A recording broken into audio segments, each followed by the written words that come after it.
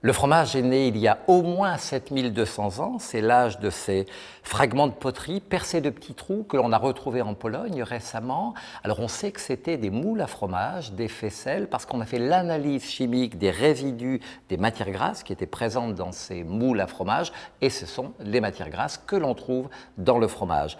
Il est probable malgré tout que le fromage soit un petit peu plus ancien, puisqu'il a fallu attendre bien sûr que l'homme élève les animaux pour avoir du lait disponible. Ça s'est produit il y a 10 à 11 000 ans au Proche-Orient. Ça a été d'abord la domestication des brebis et des chèvres, un petit peu plus tard celle des bovins. Le lait, c'est évidemment très intéressant parce que c'est un breuvage riche sur le plan nutritionnel. Le problème, c'est que c'est un liquide qui peut être contaminé très rapidement par les bactéries de l'environnement. Et donc, le transformer en fromage, c'était le moyen de stocker, sans danger pour la santé, des protéines, des vitamines, des minéraux que l'on allait pouvoir consommer un petit peu plus tard. Autre avantage de la transformation du lait en fromage, c'est que le lactose est du même coup transformé. Du coup, il n'y a plus de problème d'intolérance au lactose pour certains buveurs de lait qui ne parviennent pas à le digérer.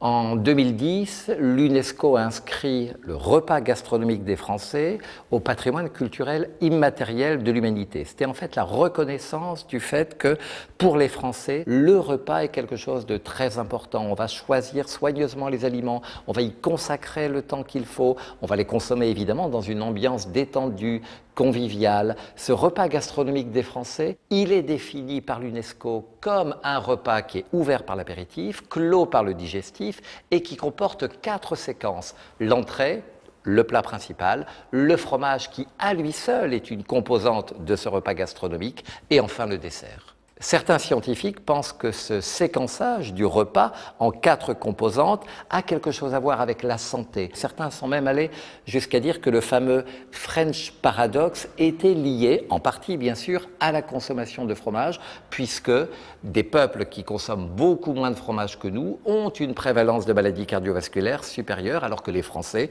connus pour leur goût pour le fromage, ont moins de mortalité cardiovasculaire. Traditionnellement, jusqu'à dans les années 70-80, la plupart des Français consommaient le fromage au déjeuner et au dîner sous forme de plateau de fromage, après le plat principal et avant le dessert. Alors aujourd'hui, les choses ont pas mal évolué.